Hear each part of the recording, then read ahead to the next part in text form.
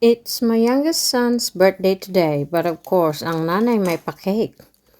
Kahapon, after 8 hours of shift, 6 p.m. na ako natapos, I went home and quickly tidied up the kitchen, then began baking the cake. 3 cake because I was unsure how much I will be needing. Maigi na ang ready, di ba? After the cake has cooled down, I just covered it with towel, then had a shower and went to bed. I have a 6 a.m. shift in the morning, so I have to wake up at least before 5 a.m. Today is Sunday. I went to work just for a 3-hour shift. It wasn't bad. Pagkatapos ng work, dumiretso agad ako sa shop to buy some chocolates for the cake toppings.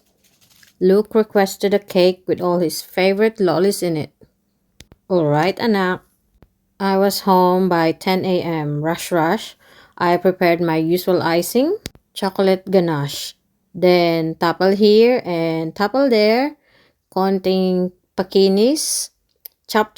I'm already starving. I missed my breakfast this morning and just had a sneaky coffee while I was at work.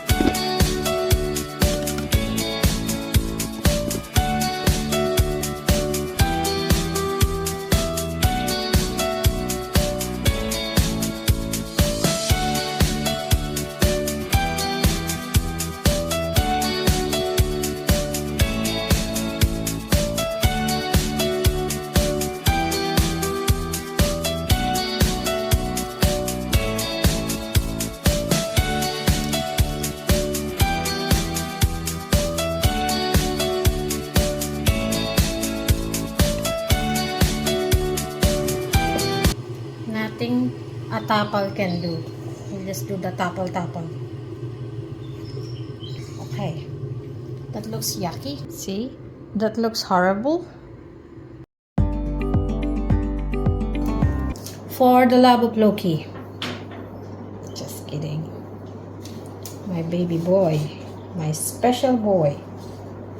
And then my other kids will be jealous because I call him very, very special. But he is special.